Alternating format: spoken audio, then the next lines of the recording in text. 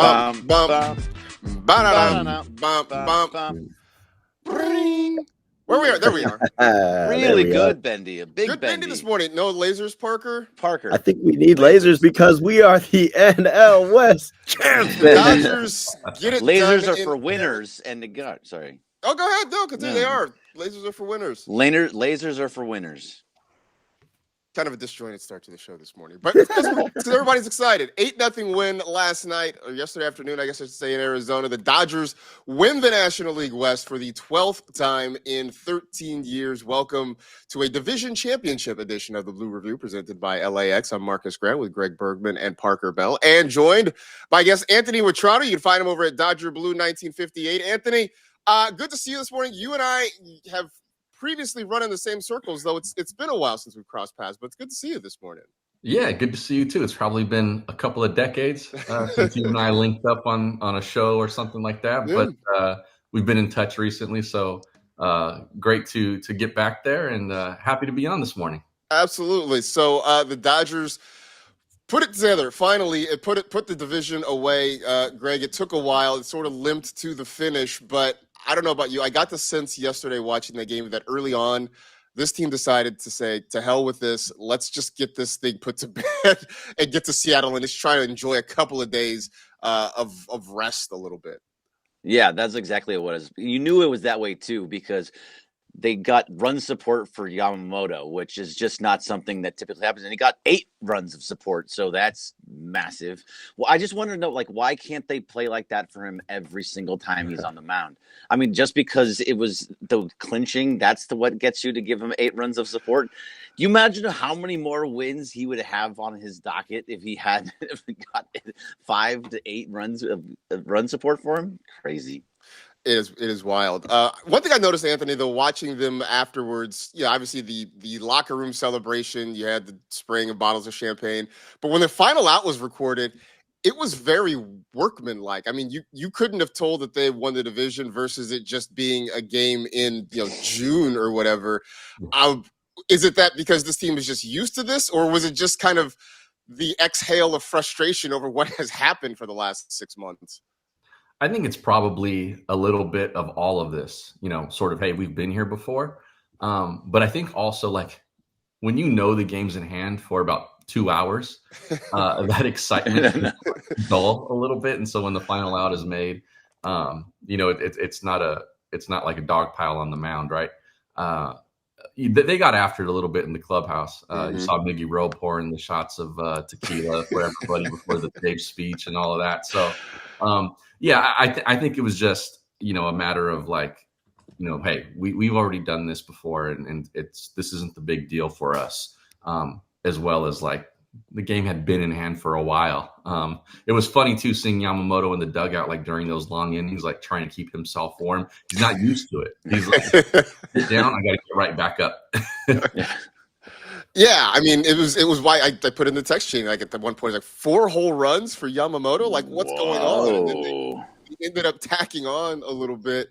I mean, Parker, even this bullpen wasn't going to cough up an 8-run lead yesterday. So that is the solution, correct? Just score 8 runs and have your pitcher go 6 innings. That's the way to get through the postseason, it looks like. Yeah, I guess 6+ runs is the only way to do so. But, I don't even want to talk bullpen today. I think this is a celebratory It's day. a good Bullpen free zone. It's a good day. Bullpen free zone today, Anthony. It's one of those where you got to see Yamamoto shine. Greg, you sent the stat in our group chat last night about first pitcher since Bob Gibson in '68 to do 200 Ks and I think a sub 250 ERA. So the fact that he was able to do that, and we talk about this trend of he could have had so much more run support and probably would be the automatic Cy Young winner. This guy is going to win a Cy Young in this league. He's just built for it.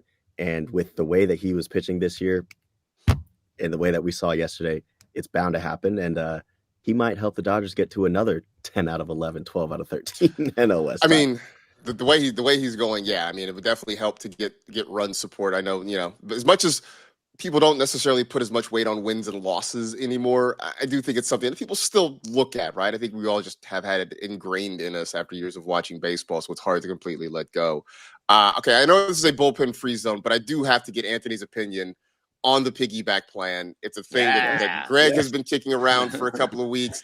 It's starting to make its way into the larger ecosystem. You know, I've seen some other writers talking about it. I got in the car yesterday, and I caught the tail end of what sounded like Tim Neverett and Rick Monday even considering this idea.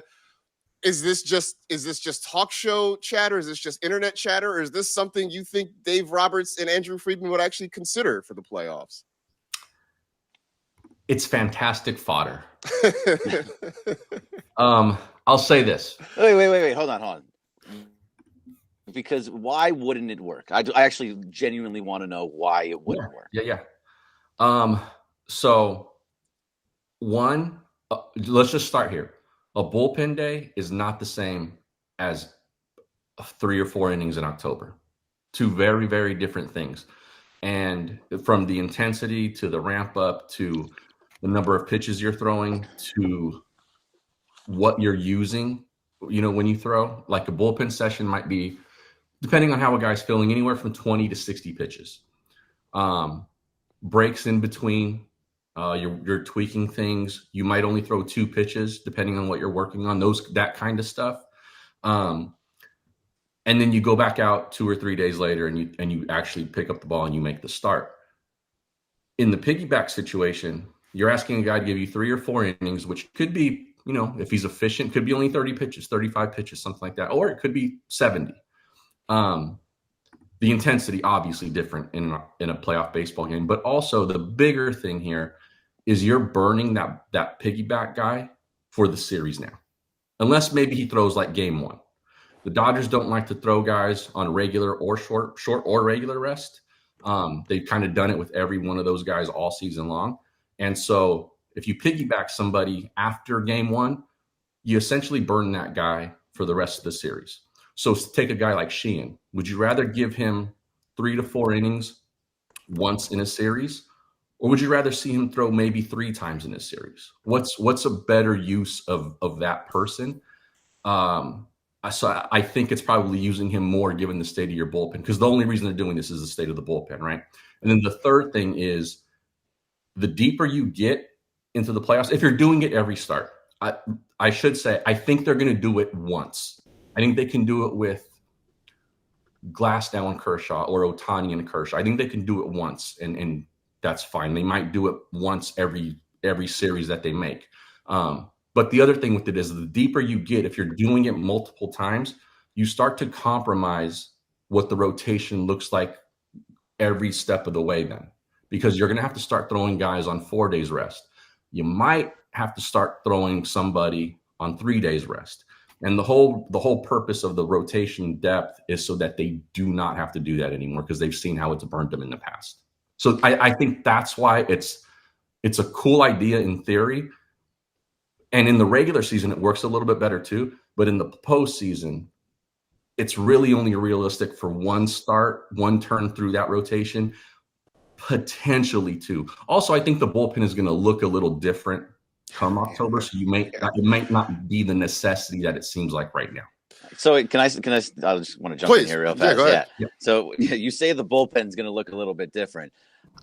We have seen every single one of these guys at a very high level and for the entire season, and there's not one guy that I trust. The Dave Roberts trust tree is bare.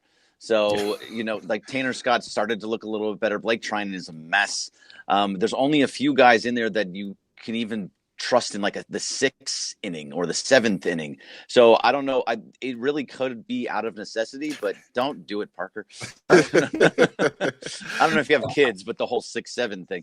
Yeah. So like if you're saying it's going to look different, how and who is looking all of a sudden radically different? Besides Roki Sasaki, I will give you Roki and Kershaw coming out of the pen.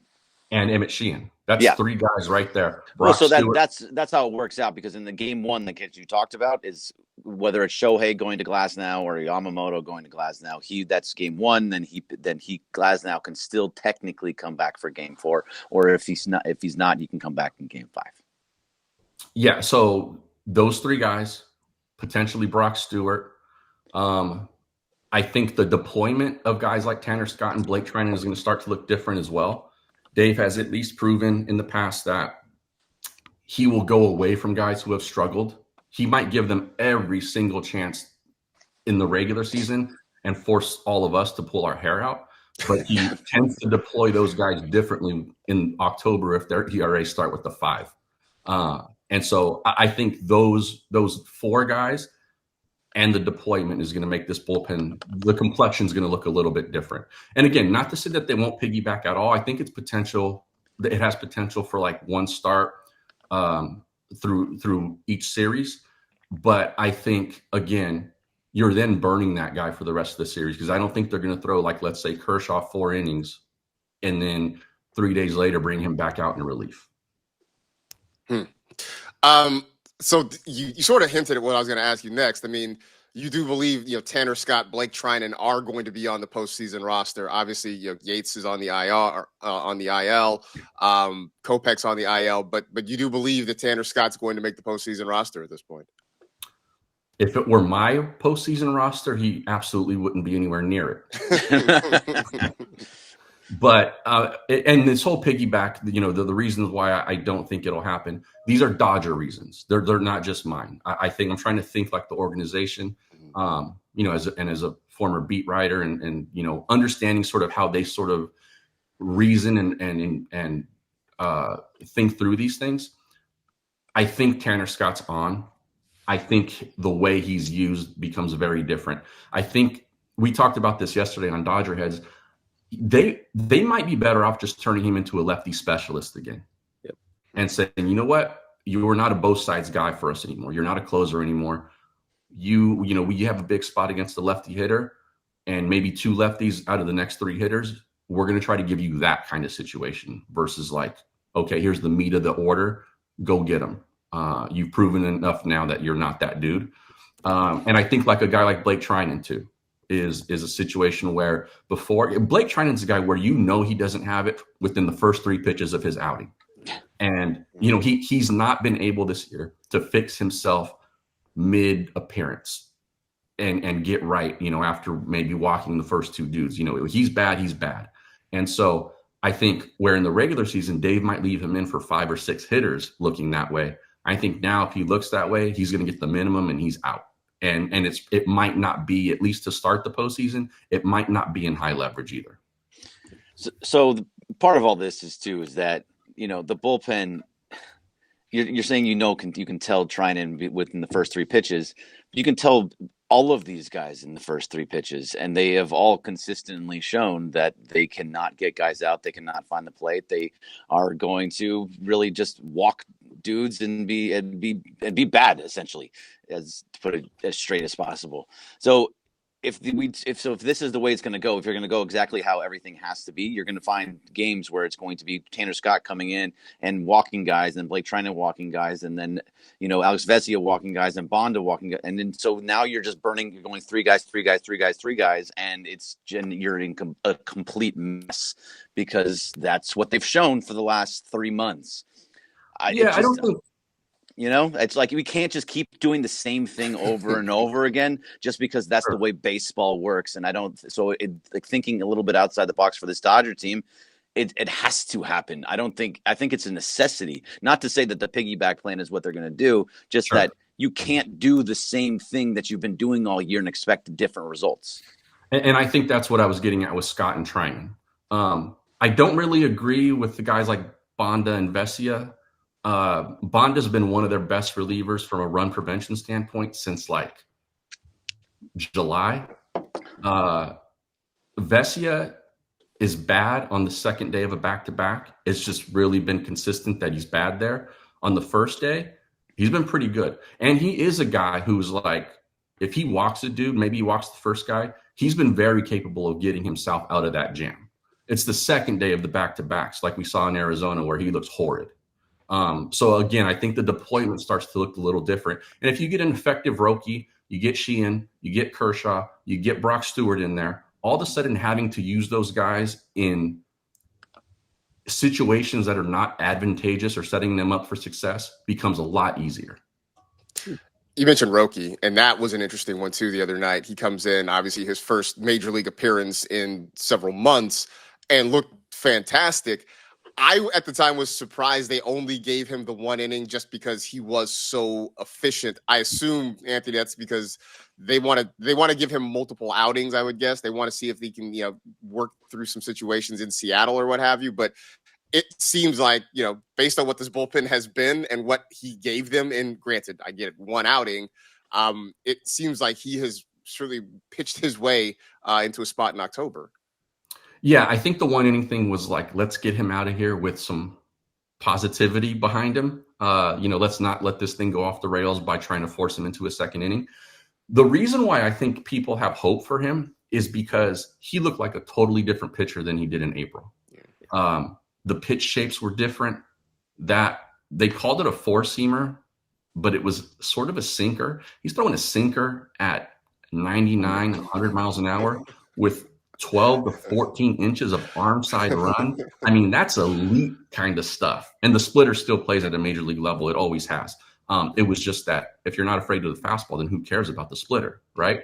And so, I think the reason for optimism there is because he just looks different and he looked more confident and he was able to put the ball for the fastball for the most part where he wanted. And I think you look at that and considering what we've been watching out of this bullpen, everybody gets giddy. I mean, I was excited. This is the best he's looked at in a Dodger uniform since they got him. This is the guy they paid for when they landed him. And if he can be that sort of dude the rest of the way, he becomes a leverage reliever overnight. That's wild. So obviously this is going to be the big question, right, for the next few days is sort of how things kind of work themselves out. I mean, Parker, what you've seen from this pitching staff, because I want to get your thoughts on this too. Are we in this situation? How am I going with this? With what you've seen from this pitching staff, now what we see over the next 3 days, I wouldn't think we're going to see a lot of guys stretch out necessarily. I don't know, Parker. If you're Dave Roberts, are you stretching guys out, or are you trying to use this opportunity to sort of get some bullpen arms lined up because you're going to need them in starting next week and starting on Tuesday? Well, I guess it all depends on the offensive scenarios and how you line up in terms of runs scored. So if you are up, of course, 8-0 yet again, then you're able to test things out. You're able to run some of the guys out and kind of stretch them a couple innings to see if they are going to be that guy. You can give maybe Kershaw another feel of what it's like to go out there in the 7th, 8th. So I do think we'll see it. It just all depends on scenarios. And the whole thing with this gearing up towards the playoffs and how things will look, it's almost a conversation of just like what's scarier, the unknown, which is something of Greg's idea. The piggyback plan, I do like it in a sense, but of course also on the other end, it does seem a little scary because you don't know how guys will react to coming in the 5th as a starter, depending if maybe somebody's on base or just there's different scenarios, and ramp ups for starting pitchers could be different. But then again, what's scarier? Maybe the bullpen. So there you go. It's that trade-off of which is scarier. But the solace is that we know the offense is showing up these last couple months. And guys who need to step up are stepping up, all the way from the superstars to even the little folk heroes like Ben moving people along with bunts. Yeah, so we're looking good in the offense, and I think that's what gives everybody the hope of, hey, this team can repeat. All right. Parker said something too that, to clarify, I like the piggyback idea. I was an advocate for it earlier in the season, doing it during the regular season when they had too many guys healthy, which is not the norm for the Dodgers organization. I was calling for it on our show on Dodger Heads. I just think logistically in the postseason, it's so difficult to pull off. So I think there's ways to get around all of that too. It's like you still are going to need your bullpen. You're still going to need guys like Daner Scott and Blake Trinan and Vonda and Vezia, all those guys. You're going to need them. You have to fill out your roster. You're going to put, especially in the wild card round, you're going to have 12 pitchers. You can't just have the 6 starters. So there's going to be guys. And what you can do is what really just depends on how the game is going. So if, let's say, I'm assuming it's going to be Shohei on Tuesday. That's just how it's kind of all lined up. If he goes 6 and if he goes, or even goes 5, you need a guy in that space to go 1, then you put him there, and then you have somebody piggyback in, or however it has to work. But it's about at the end of the games. You can't have Tanner Scott Blake trying in any of, and I'm going to say Vezia too. You can't have him in the 9th inning or later. You can't. You can't. They can't be trusted. None of them. We've seen it too many times. No branches on the trust tree anymore. No. No. They've been sawed off. But I think the other place you're going to need the bullpen, and Parker kind of got into this too, is I think if they decided, which doesn't seem likely, to do the piggyback plan, I think you want the other guy coming in a clean inning. So you're still going to need that bullpen guy. If your starter gets into trouble mid-inning, I think you want a Bonda or a Vesia coming out of the pen to sort of clean that up. Because I don't, if Kershaw is going to be your back end guy, for instance, I don't necessarily think you want to bring him in with 2 on and 1 out or something like that. I think you prefer to have him start a clean inning. So that is another place you're going to need that bullpen for sure. Again, right. This is all hypothetical. This is all just 4 guys on an internet stream talking. So we'll see how much this actually happens. They've gone through these scenarios too. Like they're kicking all ideas around for sure in that front office and trying to figure out a way to limit how they need to use the bullpen because of what we've seen recently. So, like I said, I think it's very possible to do at least once a series. Well, I think they're planning on it because assuming Shohei is still kind of limited. I know they've let him stretch out to 6 a little bit, but that feels like the absolute ceiling of where they're going to let him go. So I think in some respects, you may still have something like that too, at least once a series when Shohei is pitching for sure. So. Yeah, best case scenario, I think with Shohei is you're going to still have to figure out what the roadmap looks like to 9 outs. Yeah. Which weirdly is sort of what it was last year, except it was kind of reverse, right? Last year, it was the starting pitching that was kind of leaving you in the lurch and the bullpen got it done. This year, you feel like you can probably get the first 18 outs or so with your starters, and then you got to figure out how to cobble together the rest of this. Weird times, man. Baseball's a weird game. 3 games start in Seattle. Let me say that again. They start a 3-game series in Seattle today. Greg, do you challenge Big Dumper this weekend? Yeah, let him get 65 home runs. Who cares? I am so excited to Dodger baseball for the next 3 days is going to be so calming. Lose, I don't care. They feels like you're on vacation. Yeah, if you want to sit Shohei for the next 3 games, totally fine with that. Like, I don't care what these next 3 days are. It's going to be lay back, relax, then not give to. I almost cursed. Yeah. So yeah, if he that's gets how good you're feeling. Yeah, exactly. If he gets 8 home runs, I'll be like, good for you, Big Dumper. Get it out there. Do what you got to do. Hey, groove him right down the middle. I don't care. Well, the next 3 days, they've got it lined up with Sheehan, Glasnow, and Kershaw, at least according to the interwebs. The Mariners starting pitchers are TBD. They don't really have much going on for them either. I mean, they've already locked up the AL West too. So, this could be sort of just laid back. 3 days of kind of laid back baseball. It'll be like spring training again. It's going to be like golf, where like the Ryder Cup's on, where guys go good, or like 6-foot putts each.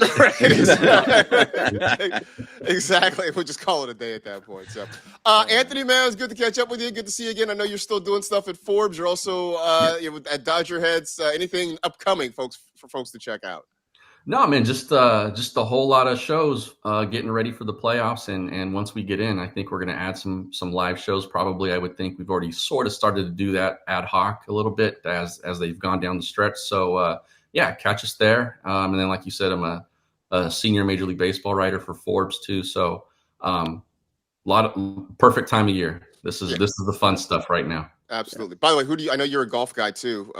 Do the Euros? Do they come over here and shame us, or do we actually pull one out? I've been saying for some months now that they are much deeper than the U.S. team, I think, and they're in better form. So I don't know. I have some skin in the game there with the PGA of America, but it doesn't look great. I'll say that. Yeah, I don't know. Maybe home course advantage or something works out in our favor. We'll see. But should be an interesting weekend, both on the baseball diamond, on the links as well. So, we'll pay attention to that. But we'll be back on Monday to talk the baseball side of things as the Dodgers finish up the regular season, get ready for the postseason as well. So that'll do it for this edition of the Blue Review presented by LAX. Some more lasers on our way out. Thanks to everybody in the chat. We are certainly grateful for you guys who got up early to hang out with us. Thanks that Anthony got up and hung out with us as well. For Anthony Witrado, for Parker Bell, for Greg Bergman. I'm Marcus Grant. Stick around. The Sedano Cap Morning Extravaganza coming up next here on the ESPN LA YouTube channel. Enjoy the weekend, folks. Go Blue. See ya. Talk to you on Monday. Go Dodgers. Yeah.